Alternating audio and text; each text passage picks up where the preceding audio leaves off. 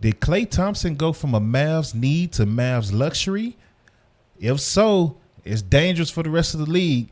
This is K. Lou here on the Mavs update right here, brought to you by dopecontent.com. Let's get into it.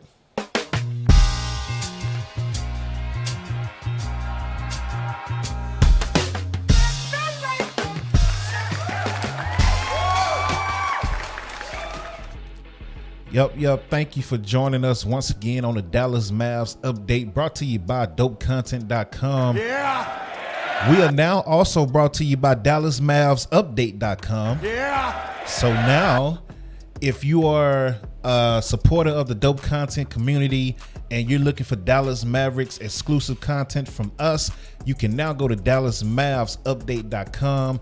You can subscribe to the website for free, absolutely free. All you got to do is put your email in. We don't send spam emails, promotion emails, anything like that. We just let you know when we post a new podcast, a new exclusive interview from maybe inside the arena like we did the NBA Finals, or, etc. New articles and things like that. Other than that, you won't hear an email from us at all. And your support is greatly appreciated. If you're watching on YouTube, please like the video, please comment. We do respond. Yeah. It helps the video go a long way, and that's also free. We're not asking for money. We're just asking that if you see it, at least hit the like button. If you like what you see, go ahead and subscribe. Hit the subscribe button. If not, we understand. We appreciate you even giving us a chance by watching. So once again, thank you.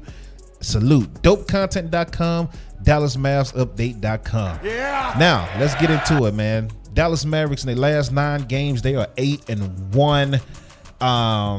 The only loss came to Miami Heat when Jimmy Butler just kind of went off. There's really nothing you could do about what Jimmy Butler was doing. He was making some crazy shots and making some crazy plays overall. But 8-1 in the last 9 games. They're on I believe a 5-game winning streak, 4-game winning streak. Let me take that back. So they're on a 4-game winning streak, and this team has been hit with injuries all across the board, man. So injuries and sickness all across the board, right? Klay has missed the last 4 games, I believe. Luka, before returning versus Portland Sunday night, he missed 5 games. Naji Marshall missed the last 2 games. Kyrie missed the last game versus Portland. I think that was more of a rest thing with Kyrie, because Kyrie has been consistent and carrying the load with all of the injuries to Luka, Klay, Naji being sick. PJ Washington was hurt earlier in the season. Derek Lively being in and out the lineup with injuries and things like that. So this team has been hit with the injury bug and the sickness bug, and it's just been crazy, right? Now, the good thing about this is we learned how deep this team really is.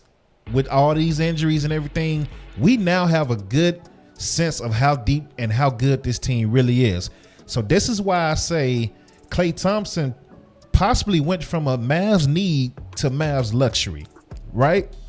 So let's get into the last 5 games of the players that stepped up in the last 5 games. So we're just going to talk about the last 5 games they played. Some of these players have been stepping up the whole season.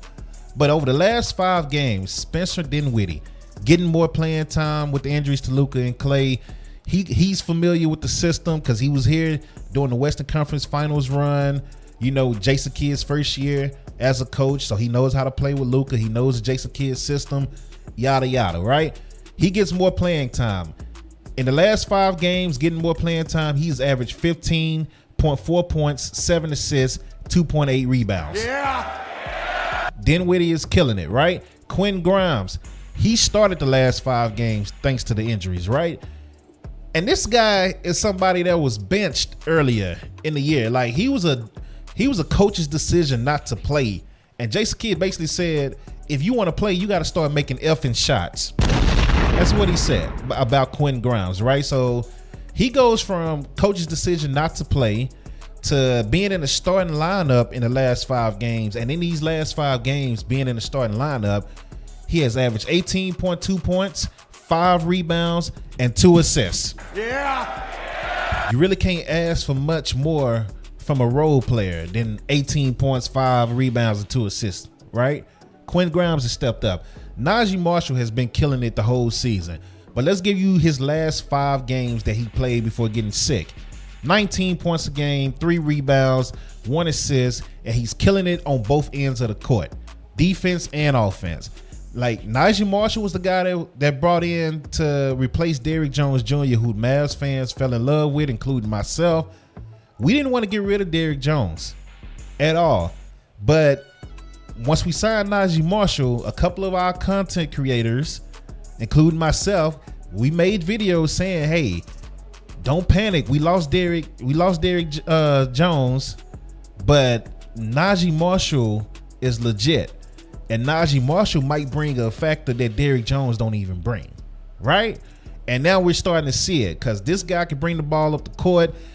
His mid-range game is crazy. He can take you one-on-one. So whenever we need a score outside of Luka, Kyrie, I mean, really, we have plenty now because Jaden Hardy can get to the goal at will. Spencer can create by himself. Naji can create by himself. Quentin Grimes has shown, flashes and spurts. So the Mavs are deep with ball handlers now that can create. And that's something that we lacked last year, right? Because it was normally just Luka and Kyrie. And then you would have to count on Dante Exum, who's also injured, by the way. Jaden Hardy, who they're good, but we need them to be a little more consistent, right? But now you have the Spencer Dinwiddies, you have the Quentin Grimes, you have the Naji Marshalls, and then you still have Jaden Hardy. And then when Dante Exum comes back, you have Dante Exum. And then not to mention you still have the shooting of Klay, and Klay has shown in spurts that he can create his own shot at any given moment as well. So this Mavs team is very deep. Speaking of Jaden Hardy in the last 5 games has given you 9 points, 2 rebounds, and he's also giving you 1.5 steal each game in the last 5 games. So the bench is stepping up and showing you how deep this team really is. And this is great. This is absolutely great. This is wonderful to see. Injuries, I know we love to see all of our star players play all the games, but I feel like the Mavs needed this to happen. They needed to get hit with the injury bug, the sick bug. Just keep some of your players out a couple of games just to see what you really have. And 21 games in, I think the Mavs now know what they really have here.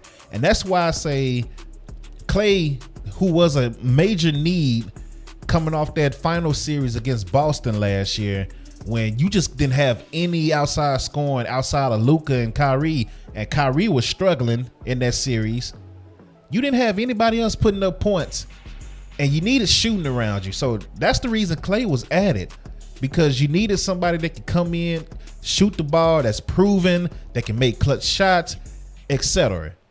Now you have Klay, which let's get into Klay numbers this year before injury. He's played 17 games this year, and I'm reading the article that I actually wrote. So go to DallasMavsUpdate.com to check out that article. 17 games this year for Klay Thompson, and he's actually probably shooting. He's having his worst year shooting percentage wise, right? 13.2 points a game on 38.3 shooting. That's 38% is not great. 13, he started off hot, then it kind of just went down the last couple of games before the foot injury. He really hasn't been consistently what we need him to be, but it hasn't really hurt the Mavs of yet. And I'm really not worried about it because, again, he was still in the filling out process of trying to, see where he fits in the offense and on his team, right? And I feel like once he comes back, we're gonna know exactly where to put him. He's gonna adjust to his role, which I still think he's gonna be the third scoring option at the end of the day, and he's gonna be able to just get into his role, settle into his role, and the shots are gonna come. So I'm really not worried about Klay shooting 38.3%, having his worst shooting year so far. That doesn't bother me at the moment because, again, when he got injured, we were still in the filling out process of this team. So with that being said, we know what Luka and Kyrie is going to do. They're going to keep putting up their all-star MVP type numbers. Derek Lively, when healthy, and Daniel Gafford, when healthy, are going to keep putting up their numbers.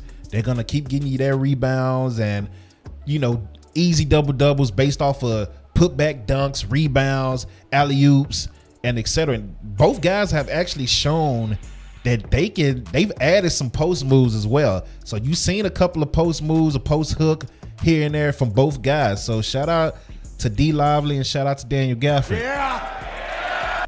But now, if you look at this team with the roster the way it is, when everybody is healthy, Klay is not as big of a need as we assumed he would be at the beginning of the year. If we could keep Naji Marshall, Quentin Grimes, and Spencer Dinwiddie playing the way they are playing, we won't necessarily have to depend on Klay if it ever came down to a 7-game series versus a Boston Celtics team again, who just has defense and scoring all over the place. We don't necessarily need Klay to be like Klay.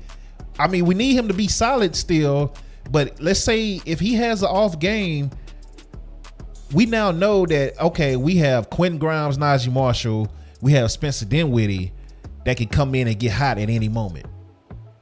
Versus saying, oh, if Klay is off, we need Luka and Kyrie to just ball out.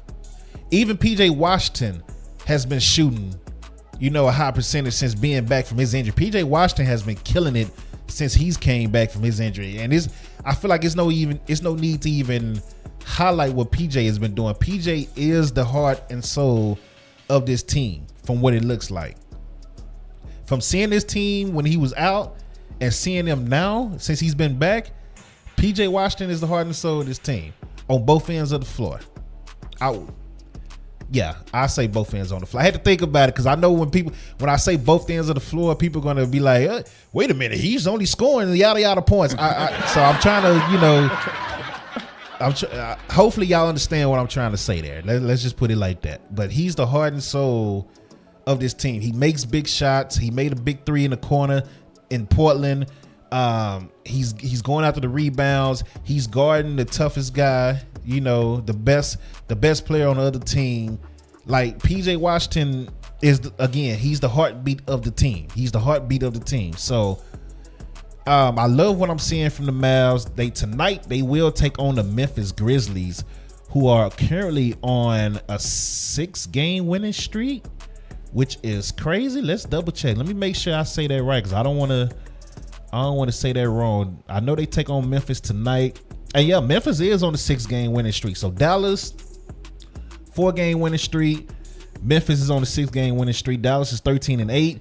Memphis is 14-7. And I believe this is a cup game as well. So this is an important game tonight here in Dallas. And honestly, I understand Memphis has looked great and all that, but I think Dallas will pull this off at home. They will keep their win streak going. They will push their win streak to 5. And Memphis and Dallas will switch out in the standings. Once again, Dallas is a game back of Memphis. They beat them tonight. There you go. So now let's get into some trade rumors. Let's get into some trade rumors that I've seen. Yeah. Because it's been over 20 games. It's December. This is around the time where trade rumors start to heat up. And people start, saying, hey, this guy might be on the block. We might be looking into this. We might be looking into that. The Dallas Mavericks are currently looking for a backup power forward to back up PJ Washington. So when PJ Washington's not playing, even though, Maxi Kleber has been here his whole career, we love Maxi Kleber and etc. It's a fall off from PJ Washington to Maxi Kleber. Maxi is a little older now, so he's not really the same, guy that he was a couple of years ago. So, with that said, there's a couple of names that I've been seeing getting thrown around. The first one is Dorian Finney-Smith, former Maverick. He was here for the Western Conference Finals run, I believe, 2022, 2 years ago. And, he's a Mavs. He's a fan favorite. The Mavericks love him. The fans love him. I think he will be an improvement from Maxi Kleber. I think he will be an improvement. it's just they're asking for a first round draft pick. Which, if you're the Mavericks, it really doesn't. I don't think it matters if you give up a first round draft pick right now to Brooklyn. With the way the team is, I don't think you're looking to draft high anyway, right? So if they could get Dorian Finney-Smith back for Maxi Kleber, Dorian's on an expiring contract as well. So if it doesn't work out with Dorian Finney-Smith, you can actually get out of his contract at the end of the year. So that's a positive for that. But Dorian Finney-Smith, he brings more athleticism than what Maxi is bringing right now. In my eyes, he's a better three-point shooter and he's a better defender. So I would love to bring Dorian Finney-Smith back. Cam Johnson name has been thrown out. The only thing with Cam Johnson is he's making a lot of money. He's on a 4-year deal worth $94 million. So you got to move some more contracts to get a Cam Johnson. Cam Johnson is balling now. I like Cam Johnson. You know, Cam Johnson right now, 28 years old, 18 points a game, 4 rebounds, 3 assists, shooting 49% from the field. So, I mean, it's a good, valuable option to bring in.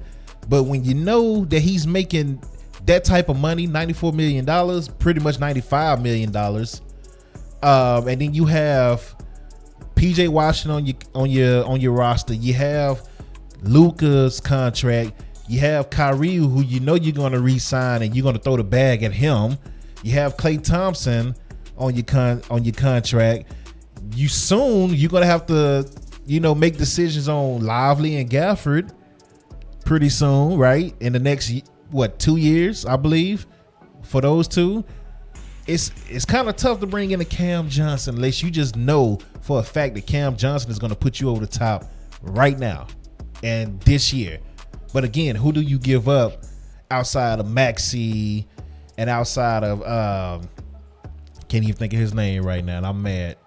I can't even think of the other guy's name right now. The young guy that was in the G League last year. My mind just went completely blank. I'm so mad right now. My mind went completely blank. I mean, you can give up an Exum maybe if they take him. Omax. Omax is a young guy that people might be high on. Omax is going to be a good player in this league.